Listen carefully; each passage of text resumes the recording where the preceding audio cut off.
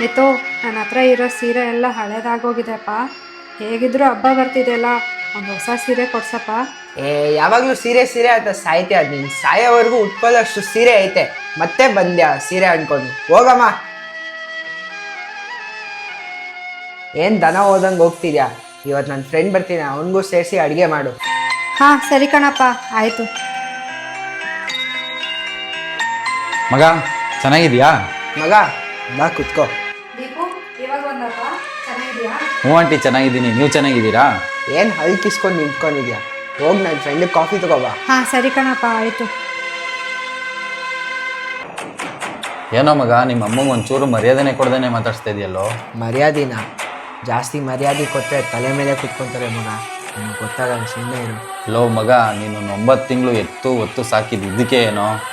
ನೀನೊಂದು ಪಕ್ಷ ದೇವ್ರಿಗೆ ಮರ್ಯಾದೆ ಕೊಟ್ಟಿಲ್ಲ ಅಂದರೂ ಪರವಾಗಿಲ್ಲ, ನಿಮ್ಮ ತಾಯಿಗೆ ಮರ್ಯಾದೆ ಕೊಡೋ ಮಗ. ಹಿಂಗೆ ಹೇಳ್ತೀನಿ ಅಂತ ಬೇಜಾರು ಮಾಡ್ಕೊಳಕ್ಕೆ ಹೋಗ್ಬೇಡ. ತಾಯಿ ಇದ್ದಾಗ ಅವ್ರ ಬೆಲೆ ಗೊತ್ತಾಗಲ್ಲ, ತಾಯಿ ಇಲ್ಲದೇದಾಗ್ಲೇ ಅವ್ರ ಬೆಲೆ ಗೊತ್ತಾಗೋದು.